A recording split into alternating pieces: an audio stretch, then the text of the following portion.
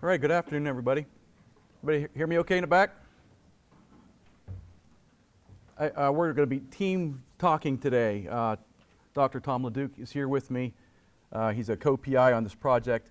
I'm just kind of curious, have people heard about this rattlesnake grant, this project to look at prescribed fire and effects of it?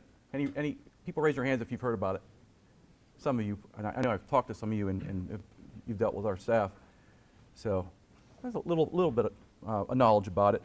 So what Tom and I wanted to do today was basically go through the project, kind of why the project is warranted, why it's needed, a little background about it, and then kind of give you our study results, where we are right now. We're kind of in midstream right now with the project. Give you a little bit of updates, and then Tom's going to go into the study, and then I'll get back on the results, and then we'll answer questions. So it's not a real long presentation, but hopefully it's informative to you. So a little background first. The star of the show is the timber rattlesnake for various reasons, but this is the critter we chose to focus on. And it doesn't exclude box turtles and other herpetofauna that we'll be looking at. But this critter causes a lot of fuss in the state. The commission looks at it as a rare species, but not so rare. It's very complicated the way we manage it. But it's seen statewide as kind of a tweener between rare and vulnerable and secure. So it's really weird that way. It's considered a species of greatest conservation need in our wildlife action plan, and has a recovery plan for it that we're implementing actively. So it's managed as a protected species. We do kind of treat it like a game animal. We have a season size limit, possession limit. And then we have a population in the South Mountain region that's been prohibited for collecting because there's been problems there with that population recovering. And then we also treat it like a non-game species, where we, almost like not an endangered species, but we look at it, it creates hits in PNDI, or if you folks know about that.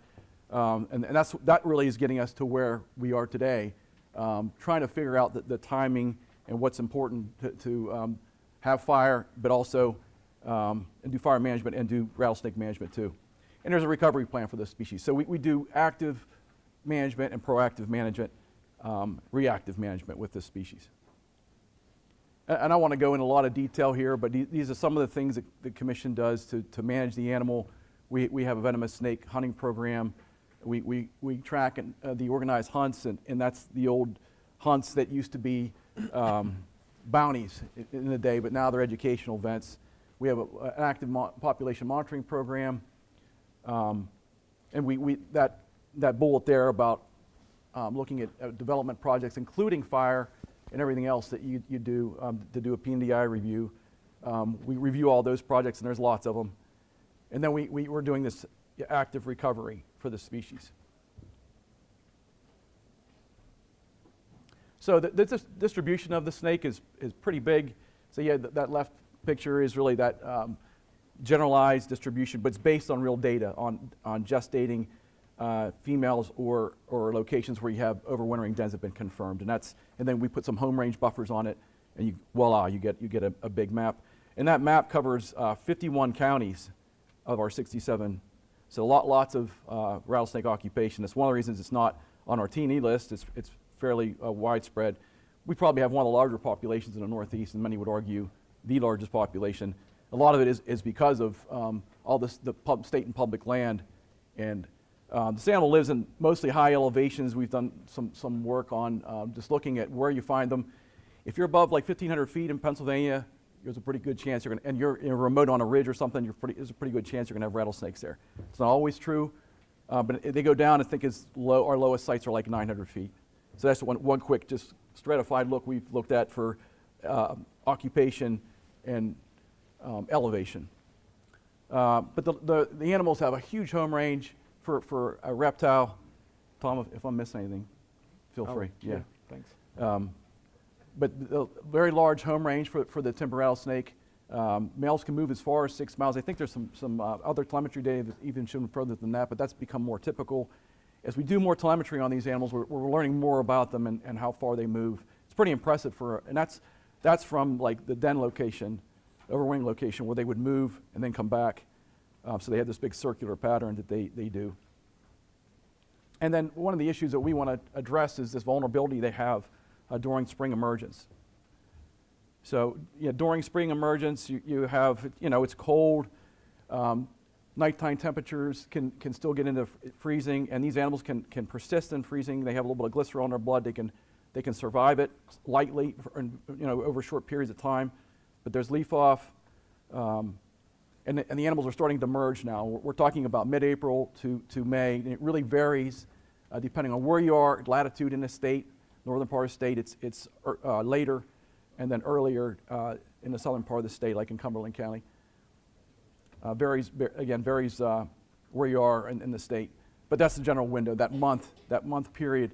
And the process is slow. There's a lot going on when they're coming out of the ground, but it's kind of like this slow, gradual process where you have, usually the adult males are coming out first, and they start moving. Some of them will move hundreds of meters initially, just right when they come out of their dens. Others will just come around and lay around the den entrances like you see in the picture on the right.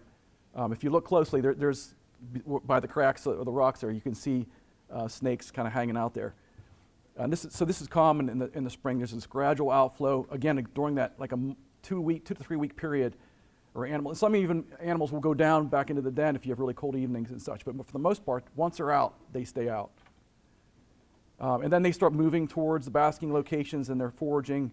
They haven't eaten in months, so they're really famished and emaciated when they first come out of their long overwintering period. Females move towards your gestation sites, and that's kind of a slow process too. And gestation sites, where they're giving birth or where they're just gestating, they're usually within a couple hundred meters of the overwintering location, but they can be further. We've got some records like a quarter mile away, which is unusual, but they're usually pretty close. And these are communal areas. And when I say communal, I mean groups of animals will live together. A lot of times they're related. And I mean the gestating spots, you can have ants and females from different ants and grandmothers and mothers and sisters that hang out together and gestating, and they're kind of in tune with each other. And then other snakes that aren't gravid are moving pretty good distances, and it's kind of a circular pattern. I don't want to go too much into this, but this is Stan Boder's grad work here. Tom was involved in this, where he was. This is. You remember this? Where the site was? Francis Walter. Francis Walter Dam. Yep. And the snakes were actually hibernating on the other side of the dam. They would cross the lake and then move, kind of in a circular pattern. If you were to look at this one snake's pattern, then the next year it's almost identical. There's some changes, but for the most part, kind of a big circular pattern coming back to the den. And you can see there's roads and such that they're crossing there, so it's kind of a treacherous thing. But so getting back to emergence vulnerability, the snakes can be very concentrated around or near the hibernacula, like you have in this picture. Again, if you look closely, you can see there's 2 or 3 snakes I'll challenge you to look for in that picture.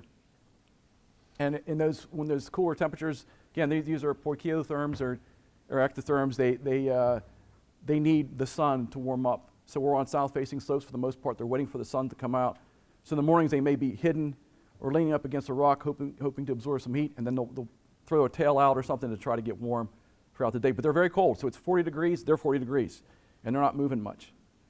So that, again, they're vulnerable, because that time of year is when we want to burn and do burn management. So there's that potential conflict, and I think that's where we were looking at this. How can we study it scientifically and see, maybe look at timing and such, and hopefully get some answers. So that time of year, there's little ground cover, and these animals will kind of seek ground cover, and they'll seek these little depressions and such, like here, and you see there's a snake stick kind of poking around. It's a little depression with some tea berry and blueberry, some leaves. You pull it away, and there's a snake sitting there. It was resting for the night, kind of getting on their leaves so it wouldn't freeze, and pull it away. There's the snake. We call that leaf hiding. And again, that's kind of vulnerable. I've actually walked through sites like this, tramped on a rattlesnake, didn't know it, until I felt something weird on him. I was like, what was that? And it was a freaking snake right there. And it didn't bite or anything because it's so cold. It was just sitting there like a statue because it was like 42 degrees. But very vulnerable for burning. And I've alerted folks about that. So that's kind of where the project the behind the scenes why we wanted to do the project. And this is the project's title: the effects of fire-based management activities on amphibians, reptiles in Pennsylvania state game lands. That's pretty generalized, but it's been a big collaboration effort between the Fish Commission, the Game Commission in East Stroudsburg, and Tom's one of our PIs, principal investigators, looking at kind of studying this in an academic way. So it's a state wildlife grant funded project, so it's funded through the Fish and Wildlife Service, through Fish and Boat Commission, and then we're contracting this East Stroudsburg, and we both have kind of teams of people out there looking for snakes and doing radiotelemetry. But we're looking at the effects of these controlled burns on mostly timber rattlesnakes, but other forest herpetofauna, like box turtles and salamanders and such. And then we're going to assess the burns and look, before, during, and after fire management, and then look at the behavior and habitat use of these animals, of timber rattlesnakes and box turtles, using telemetry as our main tool. So I'm going to hand off to Tom to go into the study, and take it away, bud. Thank you. Thank you, Chris. And so, as Chris mentioned, reptiles in general are dependent on having access to sunlight to bask, warm themselves up. There are relatively few species of reptiles in temperate regions that like to be in mature forests with closed canopy, but box turtles and timber rattlesnakes are high on the list. They really like to have that mature forest, but they require some habitat heterogeneity. They need some openings in the canopy to really thrive so that they can get in, have a reliable place to bask. They can rely sometimes on little sun flecks for part of the day, but that's not really going to get them through. They need to have a more reliable opening in the canopy, and that's where these controlled burns come in. We expect them to be beneficial to reptile populations by opening up canopy, introducing some heterogeneity into the habitat.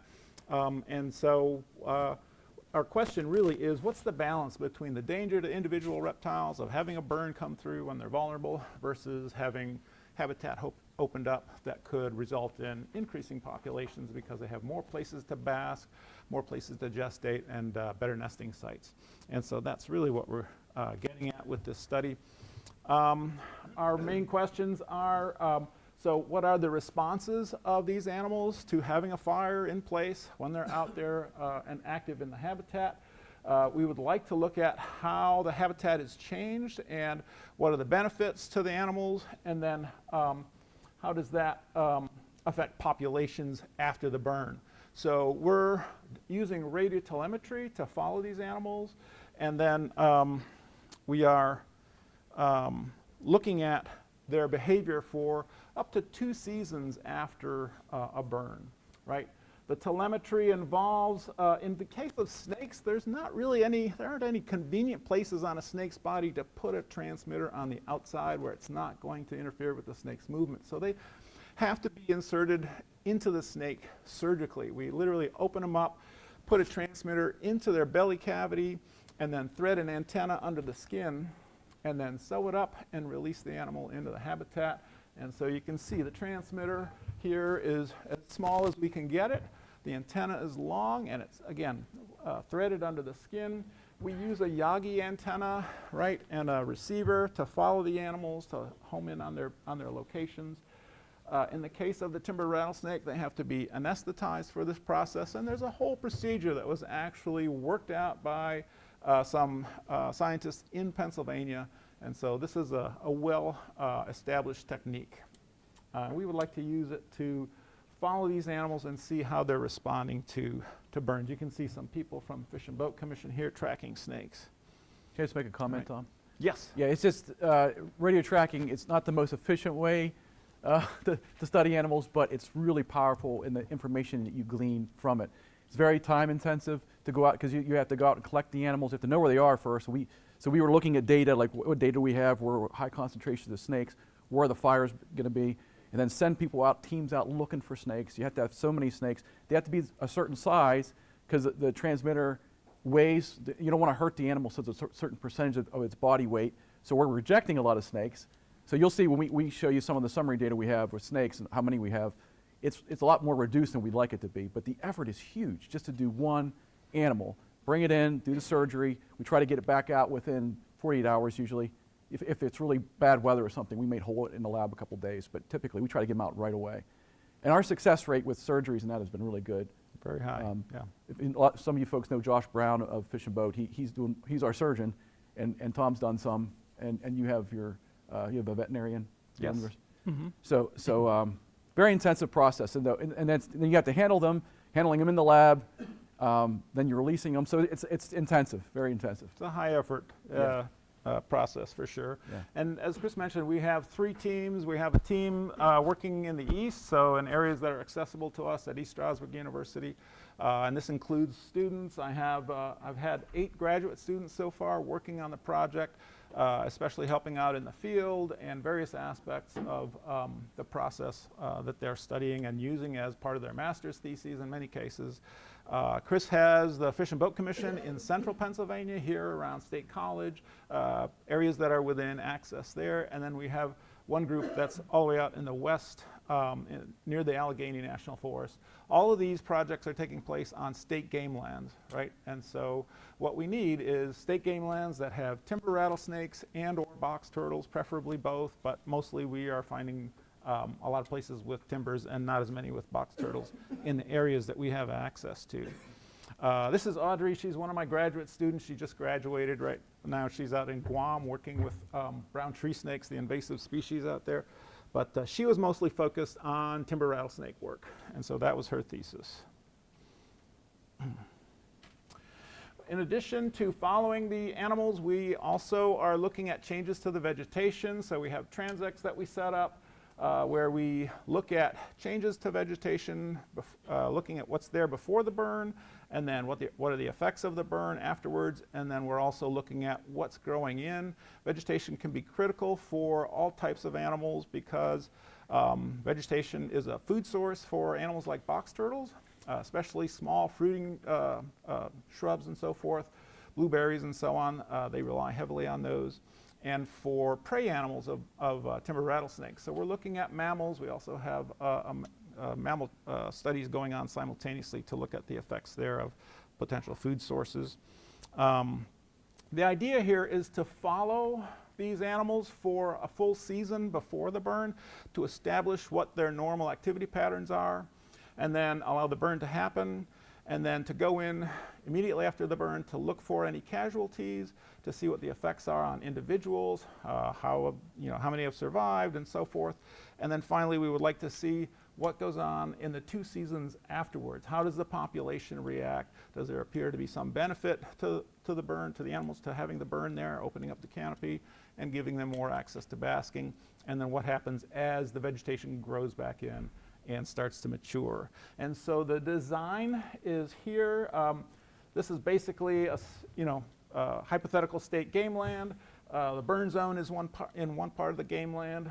And then we also have animals that we would like to look at that are not in the burn zone. So we go in, we try to find animals in the burn zone, and we put transmitters in them. We try to find other animals that will not be in the burn zone. We put transmitters in them as well. And then the idea is to follow them, again, for 1 season before the burn, and then follow them for 2 seasons afterwards. And then we compare. We look for changes in their behavior patterns, right, in the burn zone, and compare those to animals that have been unaffected by the burn. And that's where we see, okay, these changes in the burn zone, if they didn't happen outside the burn zone, we can attribute them to the actual burn, right? And so here's a population of snakes, right? So this is diagrammatic, using the squiggly arrows to represent snakes. And so hopefully we're going to find some in the burn zone here and some outside. And then some of them, snakes they're animals. They do what they want. They wander here and there. So it's hard to predict exactly what they're going to do. In the same way, it's hard to predict what the weather is going to be. And so our actual getting burns to coincide with the time frame of our study, that has also been a little bit of a challenge. So getting 2 relatively difficult to predict things to happen in the way that you need them to, it's not as easy as it sounds. Anyway, we predict that there will be 3 possibilities that'll happen in these habitats when you have a burn, right? So either you will see here's your snakes before the burn, here's your snakes after the burn. Oh, there's really no change. They're not affected. They don't move. They're okay with the burn. They stay in place. These obviously would be survivors of the burn, right? And so they're relatively unimpacted by it. Another possibility would be that, oh, they avoid the burn habitat. Maybe they don't like the odor of burnt vegetation. Maybe it interferes with their ability to find prey. Maybe they move out after the burn. And so snakes that were here are now doing something that's different from what they were doing the year before. And we can say, oh, maybe the burn had a negative impact on them. The other possibility is that they like the burn zone after the burn, and they move into it, even from areas that are outside of the burn. And so maybe it will be beneficial to them in some way, and then that would allow for population growth due to having more gestating areas. We're doing the same thing with box turtles. We don't have as many box turtle sites, but we do have one of the better sites at State Game Land 211, and so there are box turtles there. And we have some preliminary results there. So far, our results have not given us everything that we would like. We have not had burns in animals that have coincided yet in the study. We're midway through the study. We really need some burns that will be in the areas where our animals are. But at State Game Land 211, where the box turtles are, this is what we found before the burn. And so we had turtles that were nearby, turtles that could potentially wander into the burn zone, but none of the turtles that we had transmitters on were actually in the burn zone originally. And then, interestingly, we do have this result that after the burn itself took place, several of those turtles moved into the burn zone, and this is kind of what we expect, that they would like to take advantage of those open areas. We often find box turtles near forest edges so that they can get out into the sunshine. They'll come near the edge of the forest and then forage in deeper inside the forest. And here what we saw was that turtles that moved in, they kind of stayed near the edges. Some of them traveled right through. And I'll show you an example of one of these turtles. This is our box turtle, BT number 5, right? So he's our fifth animal. Turtles can wear transmitters on the outside, so we just use a non-toxic epoxy to stick a transmitter to their shell, and then we follow them. This is the burn zone that was burned in 2025 in April, and BT5 in the year prior, his activity area was up here near the top of the burn zone. We actually thought the burn was going to extend out more into his territory, but in the end it didn't. Yeah, he liked that area. It had been burned a few years previously. I think it was 3 years before our study, so there were a lot of saplings in there, black birch and sassafras, very, very dense. And he would spend a lot of time in there. He would come out to the edge and bask along the access road right there. And he spent all of his time that year up there. As soon as the burn happened in April, I think it was April 23rd, they burned. And then very soon, BT5 moved right out into the burn zone, and he spent over a month tromping around in that area that they had just burned. So he really liked it in there. I suspect that, one of our females was right up here, so he may have gone up to visit her for a little period, but he seemed to enjoy being in that burn zone at least for a period of time, and then he returned to his habitual haunts. And so, again, I think we're going to see a lot of this with some of our other animals if we can get burns that'll coincide with our time period. This is the Pennsylvania game lands that we're studying, right? And so again, we have some in the east, some in the middle of the state, one in the west, and yeah, we need those burns to happen so we can get better data.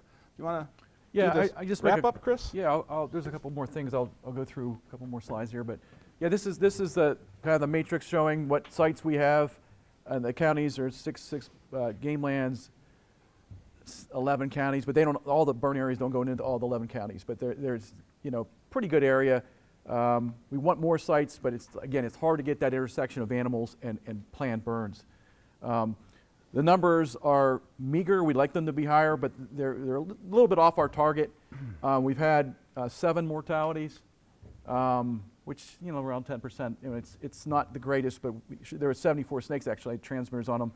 The mortalities were attributed to, there was overwintering mortality. We had a couple animals get picked off by hawks, and a couple we weren't sure why they died. So just kind of a quick summary of the information. As you can see, as Tom mentioned, we can't find box turtles in some of the other game lands. I know they're there. There's records that are nearby, but we can't find them. So they're very hidden. They're down low, and they're just hard to see. But Game Lands 211s are champion for that one. So we have 3 game lands with box turtles with transmitters on them. I just want to show you a couple of graphics showing what little data we have right now. This is Game Lands 34 in Clearfield and Elk County. It kind of crosses the line.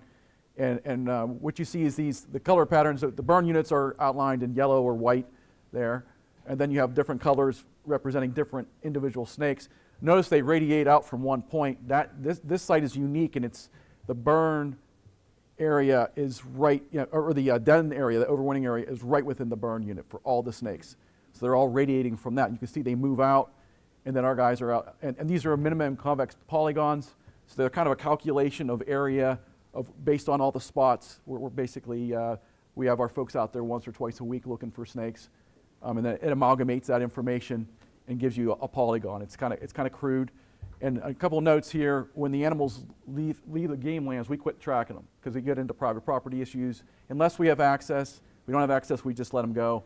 And we're like, oh no, what's going to happen? Because you're watching these animals, and all the staff that are watching these snakes, they have nicknames for all of them, and so they get kind of close to these animals. They're watching them. They see them once a week. And they don't usually do measurements. They get eyes on them, and sometimes they'll take a measurement or something. But usually it's just some habitat features they'll make notes of. They let the animals go. So I lost my train of thought. I don't know where I was going to go with that. So we'll go to the next one. This is Game Lands 89. That's in Clinton County.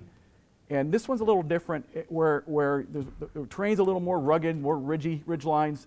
And you can see the burn units are smaller.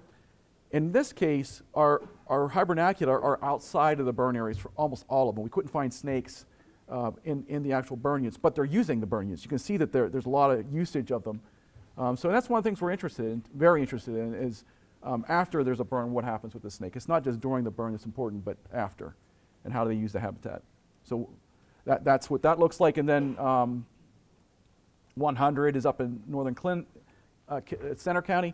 And it's very similar to the 89, where you have most of our hibernacula are not within the burn units. They're outside, but the animals are using the burn units. So we're just hoping that they're there during the burn. And some folks are like, I've had some criticisms I've had some officers say, hey, well, you're going to burn snakes from these fires? And we're like, well, the thing is, fire's been around a long time. You all know this. You guys are fire folks. It's been around for eons. These snakes have been around for eons. They have heat pits. I mean, they know when it's burning, and they're very chemosensory. They can smell it with their tongue, and they have the heat. So I have a feeling they know what to do when there's fire. Now, if you get an animal that's thermoregulating, it's sitting on the ground, it's 40 degrees, and a fire comes through, and they're trapped, you're going to get a crispy critter. I think we're going to have some crispy critters. We're kind of expecting a little bit of that, but not a lot of it. I think these animals are going to learn to move. They're going to move into spaces and refuges to get away from the fire and probably be fine. All right. So here we are, next steps. Yep. So we're at the end of our talk here, but we just want to conclude with a couple things where we're going. And we've talked about the collaboration. We have monthly calls. Brian Whitmore is one of our guys right here, and it's been kind of coordinating us and keeping us in line with when the fires are happening. And Scott Bear was what championed this project from the very early going too. When I shout him, I don't think he's here today, but a lot of you folks know Scott. So a lot of coordination is needed to get the fires and when we're going to be there, because we're going to be watching the animals. We're going to be tracking them during the fire and then after the fire, and then of course, even more importantly, after the fire is gone, maybe a season or two, to see how they're using the habitat. And then in the end, I think the whole idea with the study was to come up with some recommendations to, use the study results to use our science-based information to drive the management of the animal and how we can avoid and minimize impacts. And we may find that we don't need to do anything. I mean, what's happening is fine. This is just one level. There's so many ways you can look at this, and right now we're focused on spring burns, but there were some ideas of moving them later into the year, because I know there's interest in burning later if conditions warrant that. But we're not there yet. This is like the first probably study looking at just the spring prescribed burns. Anything else, Joe? Yeah, let me just add that this is a very labor-intensive process.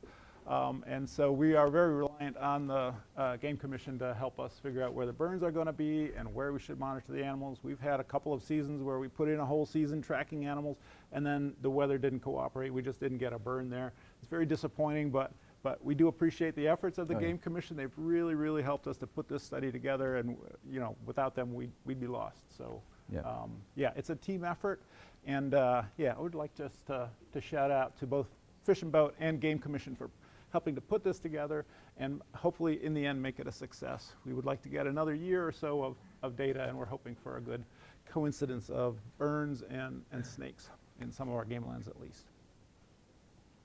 And that's it. That's our... Thank you.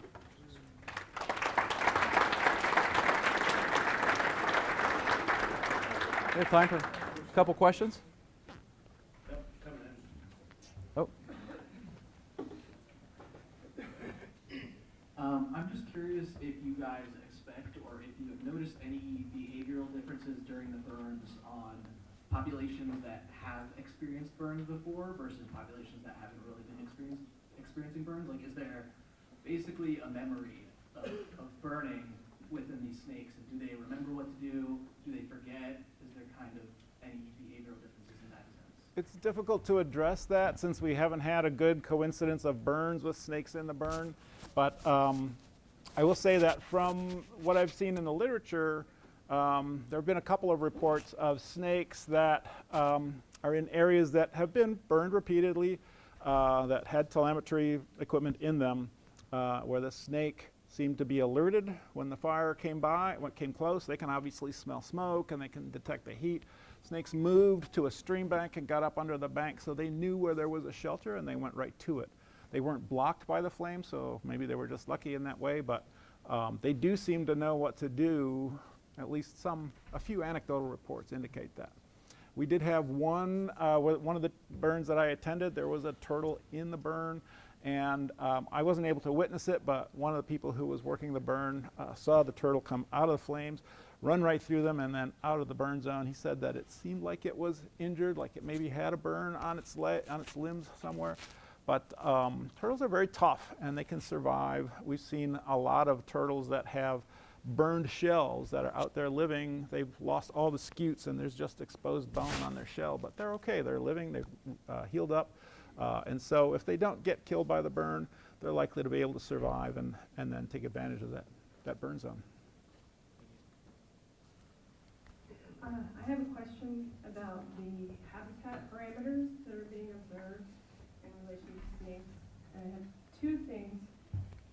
One regarding rock exposure and the fact that we know rattlesnakes don't really like the moss. But if the fire was to burn over those rocks and expose more of the sandstone, is that being documented as part of your vegetation response? So in our vegetation plots, we do document rocks that are big enough to be shelter for a snake. And we look at the rocks, and we look at the vegetation that's growing on and around them. And so we are looking at the before and the after, like what are the effects of the burn, and how might that impact the animals.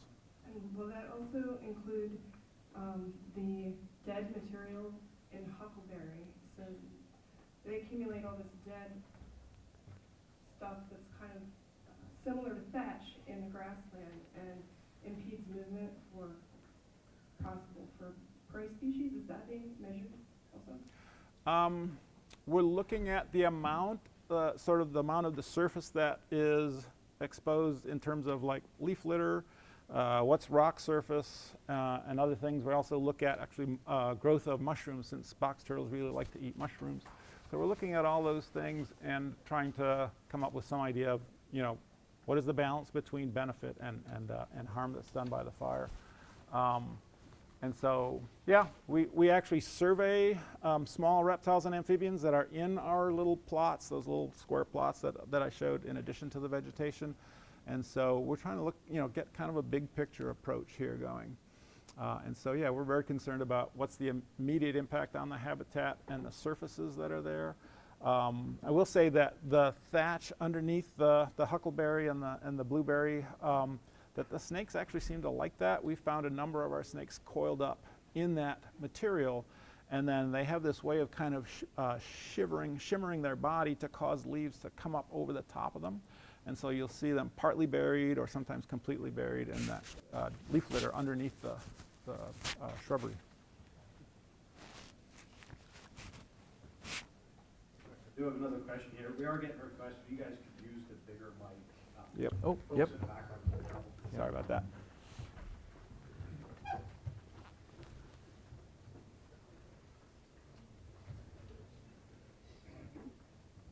Comment and question. Comment, I'm glad you guys are looking at both tracking individuals and the population afterwards, because I think of when we burn a lot in fields, if you were to track just the mortality of like meadow voles, someone might look at that and be like, oh my gosh, you killed a bunch of meadow voles, but the habitat afterwards is excellent, and the surviving ones will reproduce really well compared to if that succeeds to become forest, then there's going to be no meadow voles there.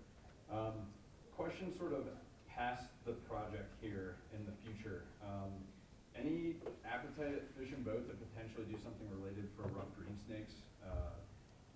They do really well in the New Jersey pine barrens. There's they're in the serpentine barrens, so habitats that either are or used to be getting frequent fire, but also their presence sort of impedes the ability to put fire on the ground. You're throwing me into another species. I'll put my rough green snake hat on. That's a state endangered species that occurs in southeast PA in barren habitats, and there's a lot of fire management happening there. There's been a little bit of preparatory work for that, but yeah, there's interest in that for sure. And DCNR has been very interested and supportive of that kind of work too. So they helped actually fund a wild resource project last year, a couple years ago, to track animals. Where are they hibernating? What habitat use are they using in some of the barren habitats? So yeah, there's a lot of interest in that.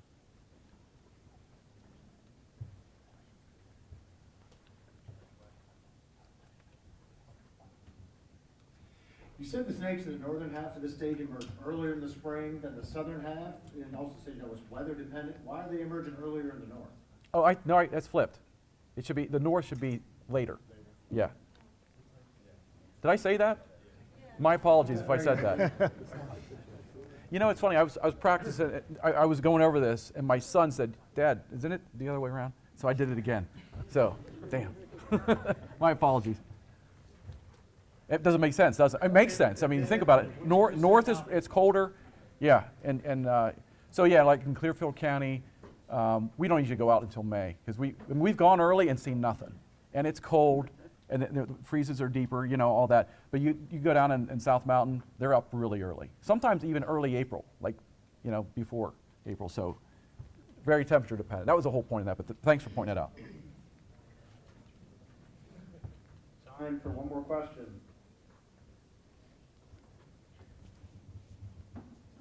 All right, thank you guys. Yep. Thank you. Welcome.